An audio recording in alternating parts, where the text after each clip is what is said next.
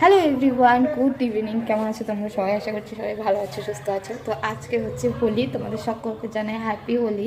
তো দেখতেই পাচ্ছ এখন রেডি হয়ে গেছি, যাবো ওই বাড়িতে হোলি সেলিব্রেট করতে। যদিও বা বিকেল হয়নি এখনও, আমি তো ইভিনিং উইশ করলাম।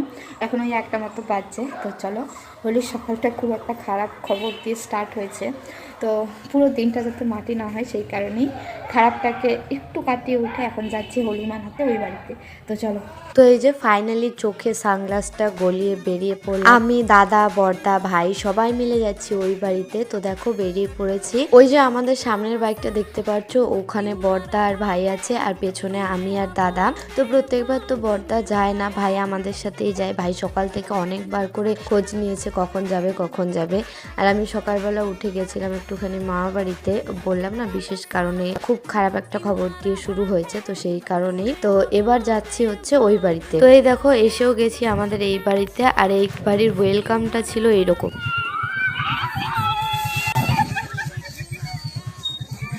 ওয়েলকামটা এরকম হওয়ার পরে সব বুনুরা, জিজু আমাকে ধরে আমার যে ফর্মাটা ছিল এক নিমিষে সেটাকে শেষ করে দিল। ঠিক এইরকম ভাবে জিজু আমাকে ধরে মুখের মধ্যে রং ঘষে দিল, সাথে তো বুনুরা আবির লাগানোর জন্য আছেই। বাইকটা থেকে শুধু নেমেছি, ক্যামেরাটা অন করে যে দাদার হাতে দেব সেই সময়টা পাইনি। আমার সানগ্লাসটা শুধু আমি কোনো রকমে আমার মাথার উপরে উঠিয়েছি, ব্যাস। সেই মুহূর্তে সবাই মিলে এক মুহূর্তে ধরে আমাকে ভূত বানিয়ে দিল। আমি নাকি খুব পরিষ্কার হয়ে এই বাড়িতে এসেছি, সেটা আমার অন্যায় হয়ে গেছে। যাই হোক, বেশ মজাই লেগেছে আমার। তারপরে একে একে এই বাড়ির সব কাকিমণিদের আবির দিলাম, বড়দি, জিজু সবাই এসছে, ওদেরকে আবির দিয়ে প্রণাম করলাম। ভাগ্নিকে একটুখানি আবির দিলাম।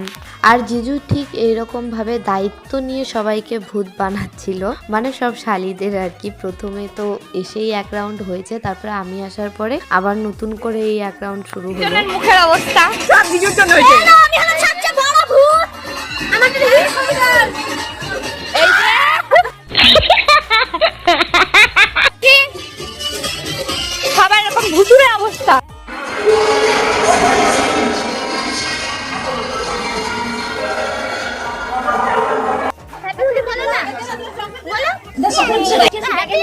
এবার দেখো শালিরাও কিছু কম যায় না, চারখানা শালি মিলে এবার জিজুকে ভূত বানানোর প্ল্যানিং।